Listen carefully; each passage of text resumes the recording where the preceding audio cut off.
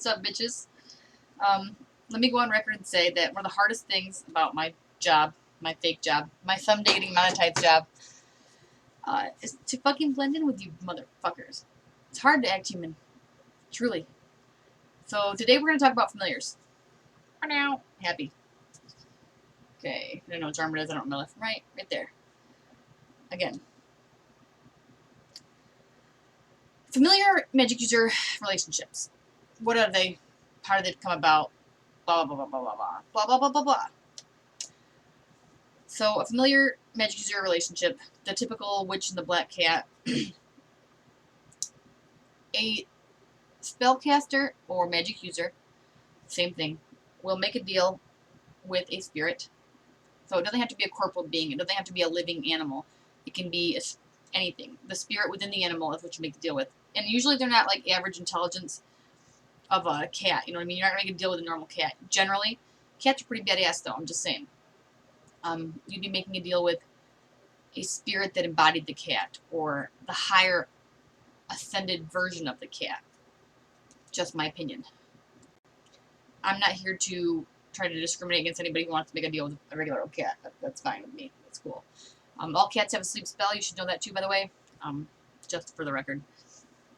But I will use my example. Happy is a spirit. He's a spirit that takes the shape of a penguin in this life. And he can be whatever size he wants. And he swears a lot like a pirate. He likes beer. He likes energy beer. He's constantly fucking off and getting me in trouble and flipping my energy hammock over with fucking hacking spikes.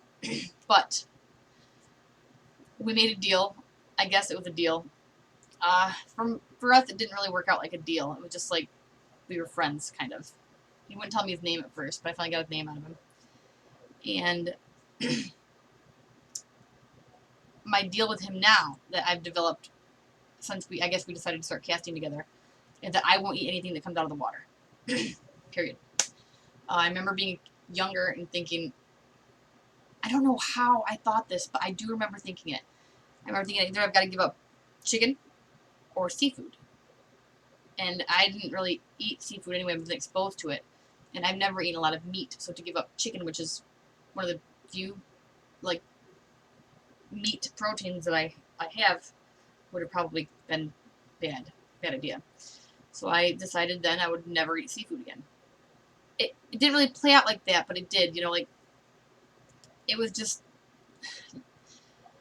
some elements of magic and of creation cannot be explained with words from somebody else's experience. They had to be explained as you go through the experience yourself. So, whereas I consciously made this deal, but subconsciously made the deal and didn't really think about it as a deal, it was just like, well, I can't be rude to Happy. I've got to do things that will make him feel good. Now, if you check out the book Truth Until Paradox, which is by White Book Publishing, it's a book of short stories. Really good book. There's one story in there where I think the lady has a cat familiar, but it might not be a cat. I'm remembering it as a cat. No, it had to be a cat, yeah. And she had to give it a bowl of fresh cream every night. Or it was cream with blood. I don't remember, but check the book out. It's dope. Either way, the contract between the spellcaster and the spirit was that the spellcaster would lay out this bowl of fresh cream, however it was adorned, every single night. And one night she was busy doing something and she didn't lay out the milk or the cream, whatever.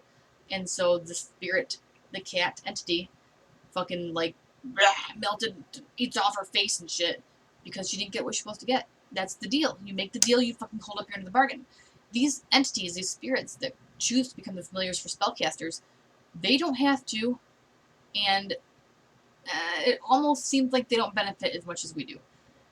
As a spellcaster, I feel like I have a much better part of the bargain than Happy does. But because Happy and I are tied between lifetimes, like way more than one lifetime. He was my first sword. He was Jor. He was a windbag then too.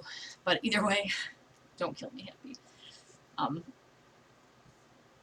I do believe that the spellcaster seems to get the greater advantage of it. I'm not really sure what they have that they get. You can go ahead and tell the camera. Fuck you. That's what it usually says. Anyway.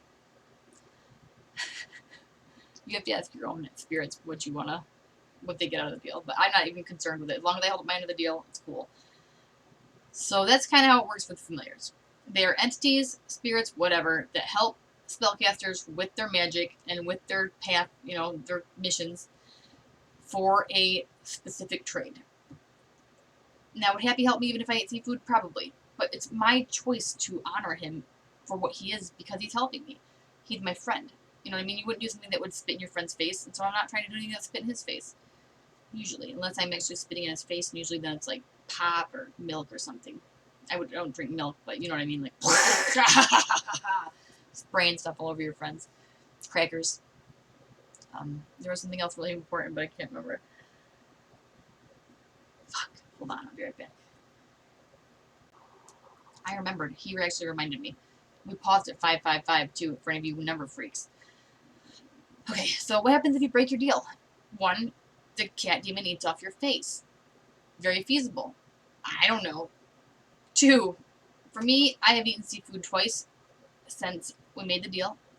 Once was at a wedding for my sister, and I was starving. Hands down. Weddings are brutal. Brutal as fuck. So I ate the motherfucking salad. It was Caesar salad. Caesar dressing has fish in it. One other time, I ate Caesar dressing or something like that on accident. I didn't know it until after I looked at the package. So in both cases, one of my most coveted stones.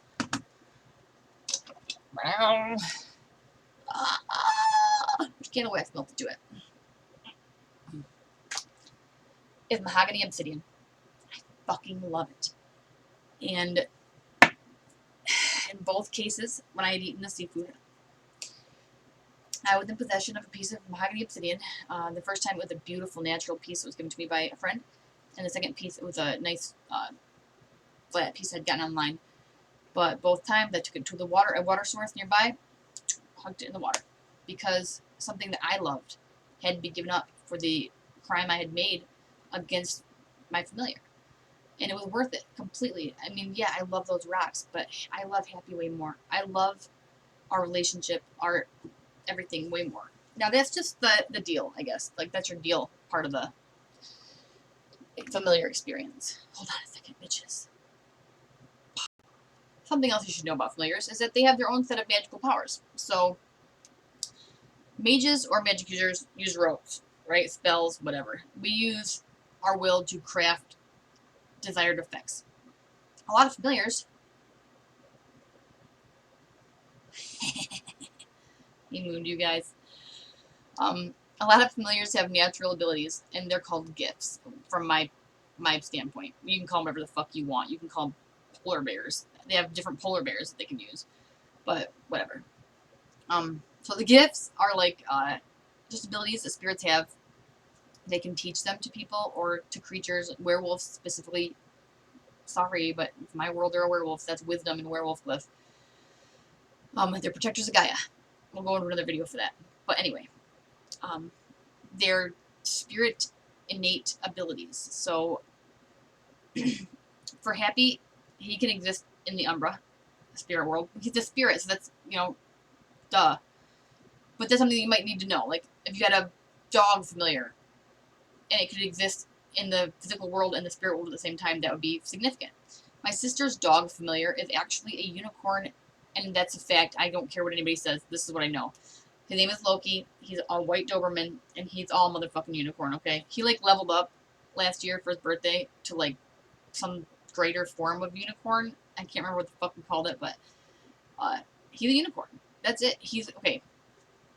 Another thing you should know about familiar stats is that familiar animals, like animals that are familiars, this is according to D&D, so it's got to be true, they have a higher level intelligence than other animals of the same species. So 2 dogs, right? They have a 4 intelligence maybe. The dog that is a familiar will have an 11, which is, communication level intelligence. And that's out of a 20.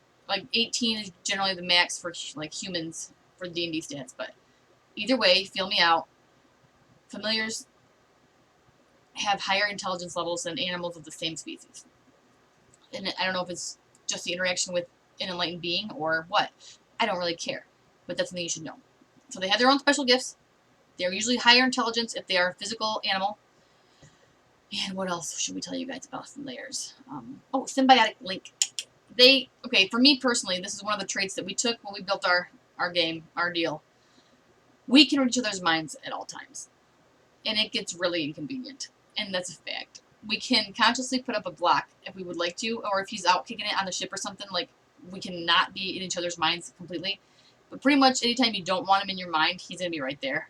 And I mean, that's a trait you can take with a familiar. And I know I'm talking about kind of like a character sheet, but that's just how I view the world. I view the entire world through this, like, eyes or the language of this role-playing game, tabletop role-playing game, Mage's Ascension. It's out of print, but it's fucking beautiful. But anyway, when you're building your agreement, it's one of the things you can take. It's symbiotic link, or the ability to read each other's minds at all times. And it's really convenient sometimes to be like, Happy! There's something attacking me! Get over here in the Umbra! Or, Happy, can you please go assist this person in passing on to the other side?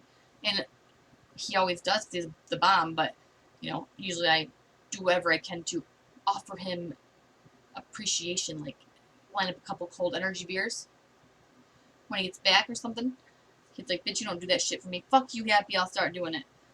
Okay, he's mouthy. I know you guys can probably hear us bitching, but anyway, like, I love you, Sarah.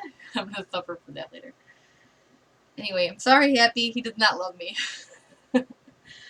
What else is there? So, crazy traits, and I'm going through and get the book and fucking run down the different shit you can, like, have, but really, because it's not a role-playing game, it's real life, you're gonna have to converse with your spirit, your familiar, about the different traits and the different things that they're willing to, you know, do with you, or to agree how the agreement will be formed. So, familiars, spirits help will workers, mages, with their path, with their magic, whatever.